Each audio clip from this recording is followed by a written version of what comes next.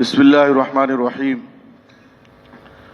عن ابی الدرداء رضی اللہ تعالی عنہ قال قال رسول اللہ صلی اللہ علیہ وسلم وَإِنَّ الْعُلَمَاءَ وَرَثَةُ الْأَنْبِيَاءِ وَإِنَّ الْأَنْبِيَاءَ لَمْ يُوَرِّثُوا دِينَارًا وَلَا دِرْهَمًا وَإِنَّمَا وَرَّثُوا الْعِلْمَ فَمَنْ أَخَذَهُ أَخَذَ بِحَظٍّ وَافِرٍ.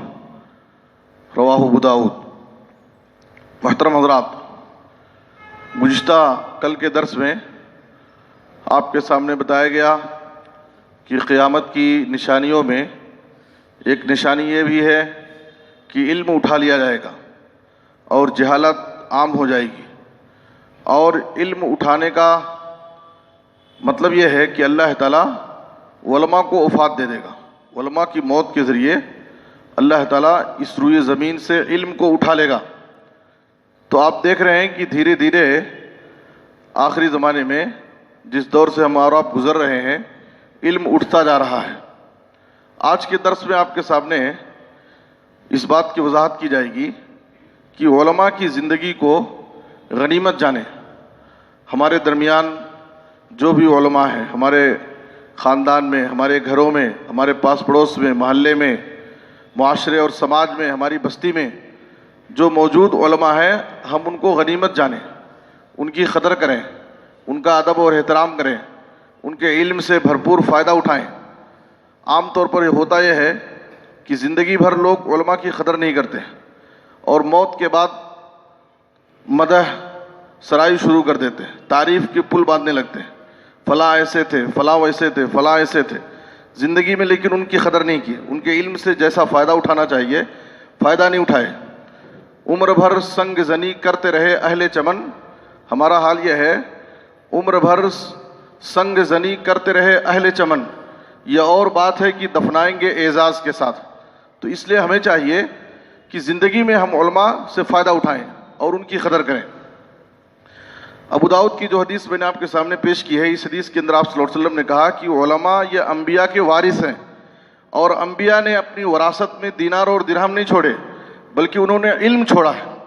اور علماء اسی علم کو کی نشر و اشاعت کرتے ہیں، اسی علم کو لوگوں میں پھیلاتے ہیں. اور آپ صلی اللہ علیہ وسلم نے کہا کہ فضل العالم علی العابد کفضلی علی ادناکم. ایک عالم کی فضیلت ایک عبادت گزار پر ایسی ہی ہے جیسے میری فضیلت تم میں سے ایک ادنا انسان پر ہے. اور دوسری حدیث میں ہے کہ ایک عالم کی فضیلت عابد پر ویسی ہی ہے جیسے 14ویں رات کی فضیلت سارے ستاروں پر ہے. ایک عبادت گزار انسان کی عبادت کا فائدہ اس کی ذات کے لیے خاص ہے، اس کا فائدہ اسی کو ہوگا، لیکن ایک عالم کے ذریعے، اس کے علم کے ذریعے پوری امت کو، پوری قوم کو، پورے سماج اور معاشرے کو اس سے فائدہ پہنچے گا. اس لیے اس حدیث کے اندر یہ فضیلت بیان کی گئی ہے. تو علماء یہ انبیاء کے وارث ہیں. ایک مرتبہ ابو ہریرہ رضی اللہ تعالیٰ عنہ بازار سے گزر رہے تھے، دیکھا کہ لوگ بازار میں بھیڑ لگائے ہوئے ہیں. وہاں ٹھہر کر کے کہا کہ کیا بات ہے کہ تم لوگ رسول اللہ صلی اللہ علیہ وسلم کی میراث تقسیم ہو رہی ہے اور تم لوگ یہاں پر بیٹھے ہوئے ہیں، یہاں پر بھیڑ لگائے ہیں. تو کہا کہ کہاں تقسیم ہو رہی ہے؟ کہا کہ دیکھو مسجد میں تقسیم ہو رہی ہے. تو لوگ فوراً بھاگ کر کے آئے، میراث کا نام سنتے ہی بھاگ کر کے آئے. یہاں مسجد میں آ کر پہنچے تو دیکھا کہ کوئی ایسی میراث تقسیم نہیں ہو رہی تھی. واپس گئے. ابو ہریرہ رضی اللہ عنہ سے کہا کہ وہاں تو کوئی میراث تقسیم نہیں ہو رہی. تو کہا کہ تم نے وہاں کچھ دیکھا؟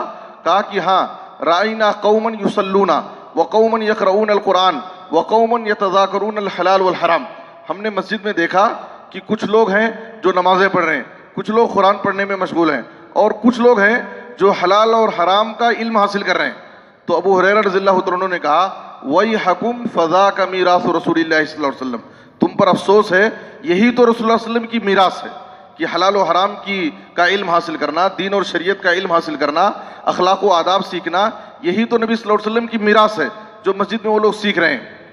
تو اس لیے علماء کی قدر کرنا چاہیے، ان کا ادب و احترام کرنا چاہیے. ابو درداء رضی اللہ عنہ صحابی رسول کہتے ہیں کہ العلماء فی الناس کمثل النجوم فی السماء یہتدی بہا.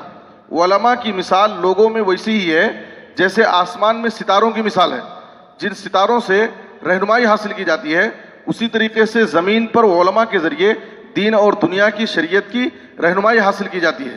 اسی طریقے سے عبداللہ بن مسعود رضی اللہ عنہ کہتے تھے کہ لا یزال الناس بخیر ما اخذوا العلم عن اکابرہم فاذا اتاہم من اصاغرہم ہلکوا، لوگ اس وقت تک خیر اور بھلائی میں رہیں گے جب تک اپنے بڑوں سے، اپنے اکابرین سے علم حاصل کریں گے، اور جب ان کے پاس علم ان کے چھوٹوں کے ذریعے سے آنا شروع ہو جائے گا تو وہ ہلاک ہو جائیں گے۔ آپ دیکھیے کہ اس وقت سماج اور معاشرے میں بہت سارے مستند، پختہ، گہرا علم حاصل کرنے والے بہت سارے علماء ہیں، لیکن سماج میں بہت سارے جگہوں پر دیکھا جاتا ہے کہ لوگ علماء کو چھوڑ کر کے بہت سارے سسٹر، بہت سارے بردرز کے پیچھے پڑے رہتے ہیں۔ انٹرنیٹ کے ذریعے جن لوگوں نے تھوڑا سا علم حاصل کر لیا ہے اور وہ ذرا ہائی فائی انداز میں رہتے ہیں اور ایک نرالے انداز سے اپنے علم کو پیش کرتے ہیں، تو لوگ ان سے علم حاصل کر رہے ہیں۔ یقیناً یہ ان کی ہلاکت اور تباہی کا ایک ذریعہ ہے۔ جو مستند پختہ علم رکھنے والے علماء ہیں، ان کے ذریعے سے، ان کے دروس سے، ان کے خطبات سے، ان کے بیانات سے ہمیں علم حاصل کرنا چاہیے، اور ایسے ایسے لوگوں کے پیچھے ہمیں نہیں پڑنا چاہیے۔ امام حسن بصری رحمہ اللہ کہتے تھے کہ لولا العلماء لصار الناس مثل البہائم، اگر علماء نہ رہیں تو لوگ چوپایوں کی طرح ہو جائیں گے، اس لیے کہ علماء ہی وہ ہیں جو سماج میں علم کی روشنی کو بکھیرتے ہیں، جو حلال و حرام کی تمیز سکھاتے ہیں، اخلاق و آداب کی باتیں سکھاتے ہیں۔ اگر یہی علماء نہ رہیں تو لوگ ایک عام انسانوں کی طرح زندگی گزاریں گے، انسانیت میں کوئی فرق نہیں رہے گا اور آدمی انسانیت سے نیچے گر جائے گا۔ تو اور اسی طرح سے امام حسن بصری رحمہ اللہ کہتے تھے موت العالم ثلمۃ فی الاسلام لا تصدها شیء ما ترد اللیل والنہار، ایک عالم کی موت اسلام کی عمارت میں ایک ایسا شگاف ہے جس کو کوئی چیز پر نہیں کر سکتی، چاہے کتنے شب و روز گزر جائیں۔ آپ دیکھیے جو علماء دنیا سے جا رہے ہیں ان کی بھرپائی کرنا بڑا مشکل ہے۔ جس علاقے میں وہ رہتے تھے، جس بستی میں وہ رہتے تھے، جب وہ اس بستی سے وہ عالم چلے گئے تو ان کی خلا کو، اس جگہ کو پر کرنا بہت مشکل ہو جاتا ہے۔ سال ہر سال گزر جاتے ہیں لیکن اس خالی جگہ کو پر کرنا لوگوں کے لیے مشکل ہو جاتا ہے، ویسے عالم نہیں ملتے ہیں۔ تو امام حسن بصری رحمہ اللہ نے کہا کہ ایک عالم کی موت اسلام کی عمارت میں ایک ایسا شگاف ہے جس کو کوئی چیز پر نہیں کر سکتی ہے۔ ابو ایوب سختیانی رحمہ اللہ کہتے تھے کہ اگر مجھے کسی اہل السنہ کہ کسی فرد کی موت کی خبر ملتی ہے تو مجھے ایسا محسوس ہوتا ہے کہ میرے جسم کا کوئی عضو، میں اپنے جسم کے کسی عضو سے محروم ہو گیا ہوں، میرے جسم کا کوئی حصہ ضائع ہو گیا ہے، کٹ گیا ہے۔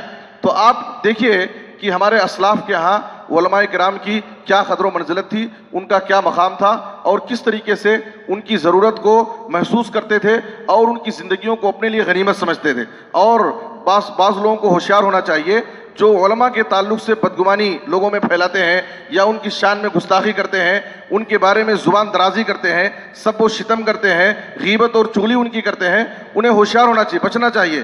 امام ابن عساکر رحمہ اللہ کہتے ہیں من اطلق لسانہ فی العلماء بالسلب ابتلاہ اللہ قبل موتہ بموت القلب۔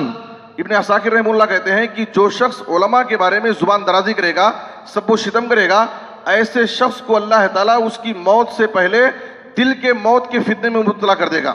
اور عمر بن عبدالعزیز رحمہ اللہ کہتے تھے کہ ان استطاعت فکن عالما فإن لم تستطع فکن متعلما فإن لم تستطع فأحبهم فإن لم تستطع فلا تبغضهم۔ عمر بن عبدالعزیز رحمہ اللہ کی بڑی پیاری نصیحت ہے، وہ کہتے ہیں کہ اگر تمہارے بس میں ہو، تم سے ہو سکے تو تم عالم بننے کی کوشش کرو، اگر عالم نہیں بن سکتے تو متعلم بنو، علم حاصل کرنے والا بنو، اگر یہ بھی نہیں ہو سکتا تو کم سے کم علم اور اہل علم سے محبت کرنا سیکھو، ان سے محبت کرو، اور اگر علم اور اہل علم سے محبت نہیں کر سکتے تو ان سے بغض اور نفرت نہ کرو، ان سے دشمنی مت رکھو۔ تو آپ دیکھیے کہ ہمارے درمیان سے بہت سارے علماء اس مہاماری میں چلے گئے، جو موجود علماء ہیں چاہے ہماری بستی میں، ہمارے شہر میں، خاص طور پر کبار علماء، بڑے علماء اور بڑی عمر کے بزرگ علماء، ہمیں چاہیے کہ ہم ان کا احترام کریں، ان کی شان میں کسی طرح کی گستاخی نہ کریں اور ان کے علم سے بھرپور فائدہ اٹھانے کی کوشش کریں۔ یہی اصل علماء کا احترام ہے، یہی ان کی قدر ہے کہ ان کے پاس جو دین اور شریعت کا علم ہے، ہم ان کے علم سے بھرپور فائدہ اٹھائیں۔ اللہ ہم سب کو نیک توفیق دے، آمین۔ صلی اللہ علیہ نبینا محمد و آلہ وصحبہ اجمعین۔